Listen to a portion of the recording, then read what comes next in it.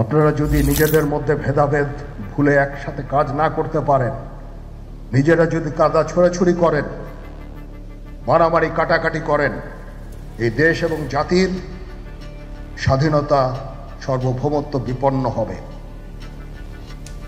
আমি আজকে বলে দিলাম, নাইলে আপনারা বলবেন যে আমি আপনাদের সতর্ক করিনি। আমি সতর্ক করে দিচ্ছি আপনাদের। আমার অন্য কোনো আকাঙ্ক্ষা নাই। আমার একটাই আকাঙ্ক্ষা, দেশ এবং জাতিটাকে একটা সুন্দর জায়গায় রেখে ছুটি করা। I had enough. Was last 7-8 months I had enough. আমি চাই দেশ এবং জাতিকে একটা সুন্দর জায়গায় রেখে আমরা সেনানিবাসে ফেরত আসব। আরেকটা জরুরি বিষয় যেটা আমি ভাবলাম যে আপনাদের সাথে আমি শেয়ার করি।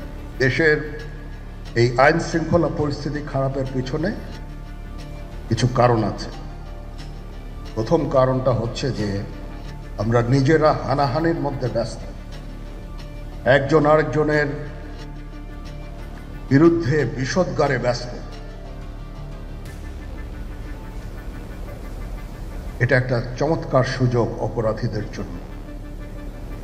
যেহেতু আমরা একটা অরাজক পরিস্থিতির মধ্যে বিরাজ করছি, তারা খুব ভালোভাবেই জানে যে এই সময়ে যদি এই সমস্ত অপরাধ করা যায় তাহলে এখান থেকে পরিত্রাণ পাওয়া সম্ভব।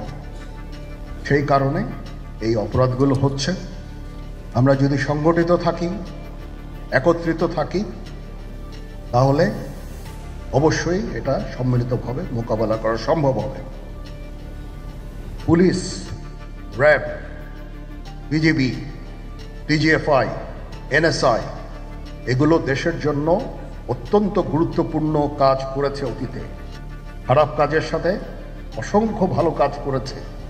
আজকে যে দেশের স্থিতিশীলতা, দেশটাকে যে এত বছর স্থিতিশীল রাখা হয়েছে, এটার কারণ হচ্ছে এই সশস্ত্র বাহিনীর বহু সেনা সদস্য, সিভিলিয়ান সবাই মিলে এই অর্গানাইজেশনগুলোকে, অসামরিক, সামরিক সবাই মিলে এই অর্গানাইজেশনগুলোকে এফেক্টিভ রেখেছে। সেই জন্য আজকে সুন্দর, এতদিন ধরে আমরা একটা সুন্দর পরিবেশ পেয়েছি। এর মধ্যে যারা কাজ করেছে, যদি অপরাধ করে থাকে সেটা শাস্তি হবে, অবশ্যই শাস্তি হতে হবে। না হলে এই জিনিস আবার ঘটবে। আমরা সেটাকে বন্ধ করতে চাই চিরতরে, কিন্তু তার আগে মনে রাখতে হবে আমরা এমনভাবে কাজটা করব এই সমস্ত অর্গানাইজেশনগুলো যেন আন্ডারমাইন না হয়। আজকে পুলিশ সদস্য কাজ করছে না, এটা বিশাল বড় কারণ হচ্ছে অনেকের বিরুদ্ধে মামলা, অনেকে জেলে। RAB, BGB, DGFI, NSI panicked. বিভিন্ন দোষারোপ, খুন ইত্যাদি তদন্ত চলছে। অবশ্যই তদন্ত হবে, দোষীদের বিচারের আওতায় আনতে হবে। এমনভাবে কাজটা করতে হবে যেন এই অর্গানাইজেশনগুলো আন্ডারমাইন না হয়। এই অর্গানাইজেশনগুলোকে যদি আন্ডারমাইন করে আপনারা মনে করেন যে দেশের শান্তি শৃঙ্খলা বিরাজ করবে, সবাই শান্তিতে থাকবেন, সেটা হবে না, সেটা সম্ভব না। আমি আপনাদের পরিষ্কার করে বলে দিচ্ছি, এই দেশের শান্তি শৃঙ্খলা রক্ষার দায়িত্ব খালি সেনাবাহিনীর না। 2 লক্ষ পুলিশ আছে, বিজিবি আছে, র্যাব আছে, আনসার বিডিপি আছে, আমার আছে হচ্ছে 30,000 সৈন্য। এদেরকে আমি এই যে একটা বিরাট ভয়েড, আমি এই 30,000 সৈন্য দিয়ে আমি কিভাবে এটা পূরণ করব? 30,000 থাকে, আবার 30,000 চলে যায় ক্যান্টনমেন্টে, আরো 30,000 আসে। এটা দিয়ে আমরা দিন রাত আমরা চেষ্টা করে যাচ্ছি। এখানে যে সমস্ত উচ্ছৃঙ্খল কাজ হয়েছে সেটা আমাদের নিজস্ব তৈরি, এটা আমাদের নিজস্ব ম্যানুফ্যাকচার, আমরা নিজস্ব এইগুলো তৈরি করেছি। এই বিপরীতমুখী কাজ করলে এসে কখনো শান্তি শৃঙ্খলা আসবে না। এই জিনিসটা আপনাদের মনে রাখতে হবে। তদন্ত কমিশন হচ্ছে আবার একটা, আমাদের সর্বদা আমরা চেষ্টা করব তদন্ত কমিশনকে সহায়তা করতে। যে ধরনের সাহায্য সহযোগিতার প্রয়োজন হয় আমরা করব। আমরা দেশে একটা ফ্রি ফেয়ার অ্যান্ড ইনক্লুসিভ একটা ইলেকশনের জন্য দিকে ধাবিত হচ্ছে এবং তার আগে যে সমস্ত সংস্কার করা প্রয়োজন অবশ্যই সরকার সেদিকে খেয়াল করবেন। আমি যতবারই ডক্টর ইউনূসের সাথে কথা বলেছি, he completely agrees with me. There should be free, fair and inclusive election, and that election should be within December or close to that. যেটা আমি এর প্রথমেই বলেছিলাম যে 18 মাসের মধ্যে একটা ইলেকশন। আমার মনে হয় যে সরকার সেদিকেই ধাবিত হচ্ছে। ডক্টর ইউনূস যথাসাধ্য চেষ্টা করে যাচ্ছেন এই দেশটাকে ইউনাইটেড রাখতে, কাজ করে যাচ্ছেন উনি। ওনাকে আমাদের সাহায্য করতে হবে, উনি যেন সফল হতে পারেন সেদিকে আমরা সবাই চেষ্টা করব। আমরা একসাথে ইনশাল্লাহ কাজ করে যাব। আসেন আমরা নিজেদের মধ্যে মারামারি কাটাকাটি না করে আমরা ইউনাইট আওয়ারসেলস, দেশ জাতি যেন একসাথে থাকতে পারি সেদিকে আমাদের কাজ করতে হবে। আমাদের মধ্যে মতের বিরোধ থাকতে পারে, চিন্তা চেতনার বিরোধ থাকতে পারে, কিন্তু দিন শেষে যেন আমরা সবাই দেশ এবং জাতির দিকে খেয়াল করে আমরা যেন এক থাকতে পারি।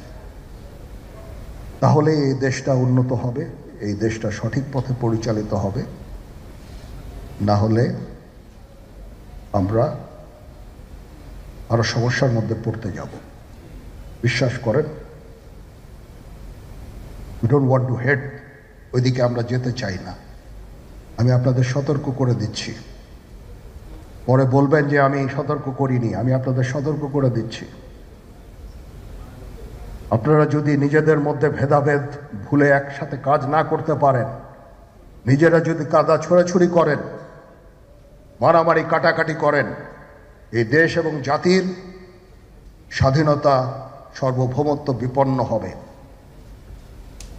আমি আজকে বলে দিলাম, নাইলে আপনারা বলবেন যে আমি আপনাদের সতর্ক করিনি।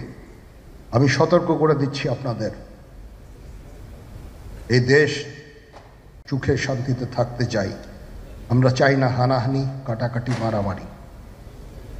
সেই উদ্দেশ্যে আমি কাজ করে যাচ্ছি, আমরা কাজ করে যাচ্ছি। আমাদের সেনাবাহিনীর প্রতি আক্রমণ করেন না। একটা কমন জিনিস আমি দেখতে পাচ্ছি, সেনাবাহিনী এবং সেনা প্রধানের প্রতি বিদ্বেষ কারো কারো। কি কারণে আজ পর্যন্ত আমি এটা খুঁজে পাইনি।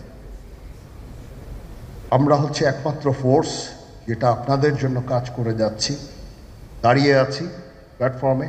Of course navy and air force, navy chief আবার মন খারাপ করে করছে, navy air force all, we all. আমাদেরকে সাহায্য করেন, আমাদেরকে আক্রমণ করেন না,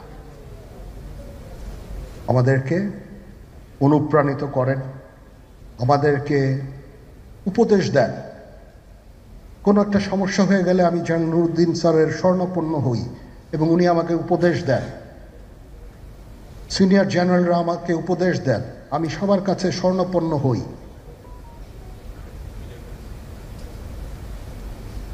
আমাদের প্রতি আক্রমণ করেন না, উপদেশ দেন। আমরা অবশ্যই ভালো উপদেশ গ্রহণ করব। আমরা একসাথে থাকতে চাই।